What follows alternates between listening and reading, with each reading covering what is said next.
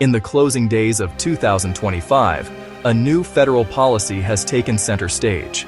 It has ignited fierce debate across the United States. The Trump administration has launched a large-scale initiative to deport millions of undocumented immigrants. Insiders refer to it as Operation Aurora, but it has not been officially named yet. Government officials say its purpose is to uphold existing immigration laws. They claim it will enhance national security for all Americans. The plan represents a significant escalation of interior enforcement. It moves beyond the border. It reaches deep into communities where people have lived for years, sometimes for decades. This has made it a flashpoint for intense national conversation. The announcement followed months of promises to take a harder line on immigration. Supporters see it as the fulfillment of a key pledge. For them, it is a matter of sovereignty. For them, the rule of law. However, critics view the policy with profound alarm. They argue that it is a cruel and inhumane campaign. They warn it will tear families apart. They warn it will disrupt communities and undermine the nation's moral standing. The operation has become more than just a policy. It is a symbol of a deeply divided country grappling with its identity. We will start with the facts as presented by government sources. We will explain how the plan is being put into action across the country. We will look at the legal and political battles it has sparked. We will examine the human and economic costs that are already becoming clear. Finally, we will consider the wide range of public reactions, from fervent support to passionate opposition. The goal is to provide a clear and balanced picture of a policy that is reshaping lives and forcing Americans to confront difficult questions about who we are as a nation. The stakes could not be higher for millions of people. Operation Aurora is not a single action but a coordinated, whole-of-government effort. The Department of Homeland Security is the central command for the operation. It directs agencies like Immigration and Customs Enforcement, Customs and Border Patrol. These agencies have significantly increased their presence in the interior of the country. Their operations are no longer confined to border regions. Agents are conducting raids at workplaces. Agents are setting up checkpoints on local roads. Agents are making arrests at homes. This approach is designed to find and detain undocumented individuals wherever they live and work, making no place feel entirely safe. A key feature of the operation is the large-scale separation of families. This is happening not at the border, but within American towns and cities. When a parent is detained during a raid or a traffic stop, their children, who may be U.S. citizens, are often left behind. By mid-December 2025, reports from advocacy groups indicated that thousands of children had been separated from a parent taken into custody. This tactic has drawn sharp comparisons to the controversial zero-tolerance policy of the first Trump term.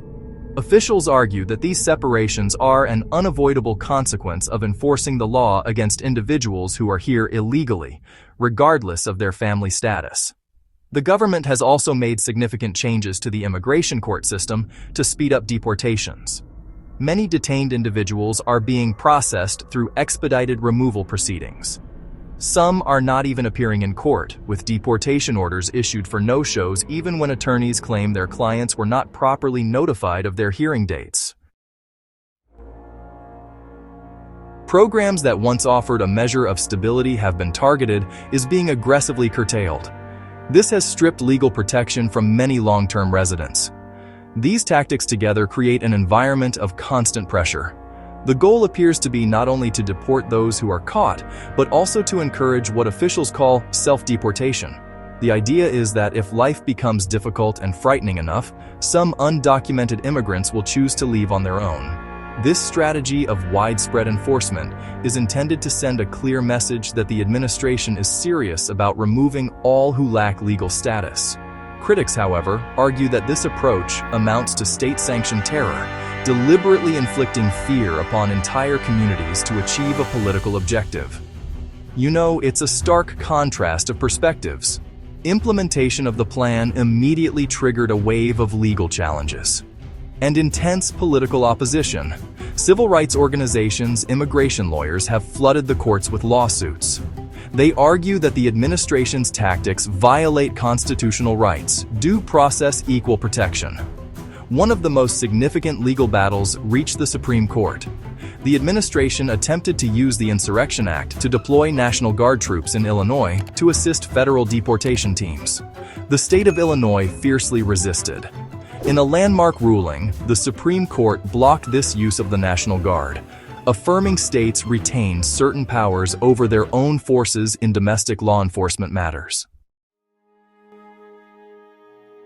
Beyond the legal arguments, the operation has ignited a debate about human and economic consequences. Human rights organizations have raised urgent alarms. They say it's not just about enforcing laws, it's creating a climate of fear. That fear affects everyone, including citizens, legal residents living in immigrant-rich neighborhoods. The constant threat of raids disrupts daily life. People are afraid to go to work, take their children to school, or even seek medical care, creating a hidden public health crisis. The impact on families is the most visceral concern. Opponents point to lasting psychological trauma on children separated from parents. Lawmakers like Representative Pramila Jayapal are outspoken critics, stressing the moral cost. She and others warn of deadly consequences of ending programs like temporary protected status, forcing people to return to countries like Haiti or El Salvador. Unstable and dangerous, could be a death sentence for many. These voices ask Americans to see the human beings behind political labels. From an economic standpoint, the policy creates significant disruptions.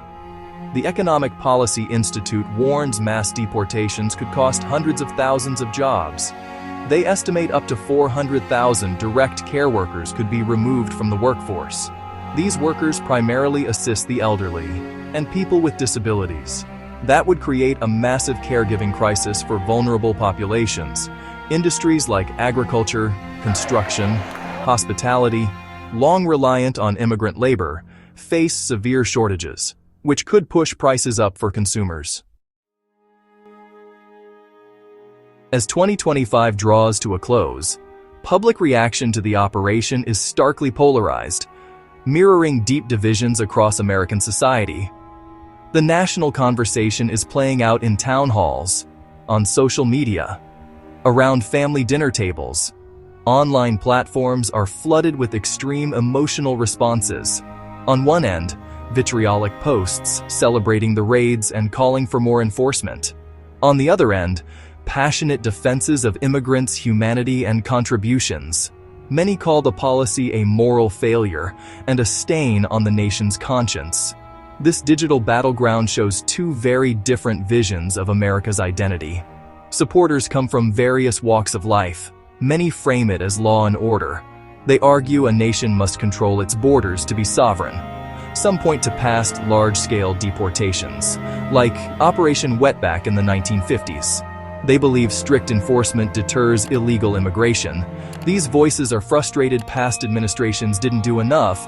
They see the plan as a long overdue correction to make communities safer for legal residents. Conversely, a broad coalition of opponents has mobilized. Civil rights groups like the National Immigrant Justice Center are working on the ground, holding Know Your Rights workshops, providing legal aid to those facing deportation. Faith-based organizations from many denominations condemn the policy, citing compassion. Even within the Republican Party, some moderates privately worry the operation is too extreme. In Congress, the debate has been just as heated. Lawmakers have introduced competing legislation to either support or obstruct the administration's efforts. One controversial bill, H.R. 4371, has become a focal point of the fight.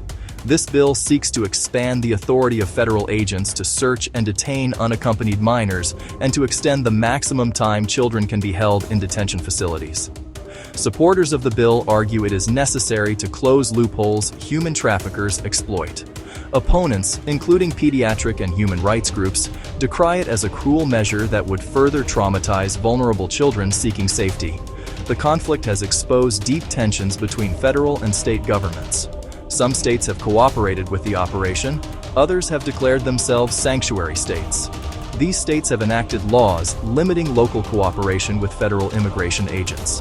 This has created a patchwork of enforcement across the country, where an individual's risk of deportation can vary dramatically depending on where they live. The administration has threatened to cut federal funding to non-compliant states, setting the stage for protracted legal fights over federal power and states' rights. These legal and political battles highlight fundamental disagreements at the heart of the immigration debate. They are not just about policy details, they are about the balance of power between branches and levels of government. The courts are being asked to define the limits of executive authority. Congress must take a stand on what immigration laws should look like. States are asserting their right to protect residents. The outcome will have lasting consequences for immigration policy. Well, the stakes could not be clearer. As we head into 2026, the operation's future is uncertain. Its fate will be decided in the courts, in the halls of Congress, and ultimately by the American people. The policy forces a hard question. Does this enforcement campaign truly protect the nation? Or does it inflict unacceptable harm on families and weaken the social fabric? The answer is far from simple.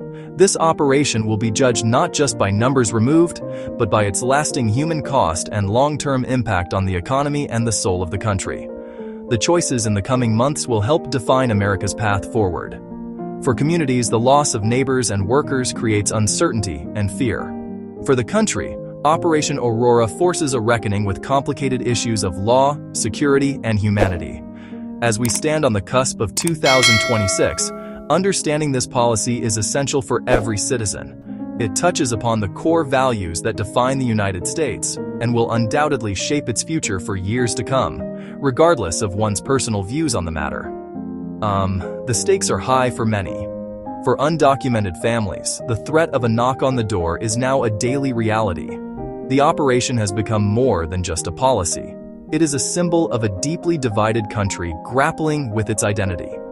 The stakes could not be higher for millions of people.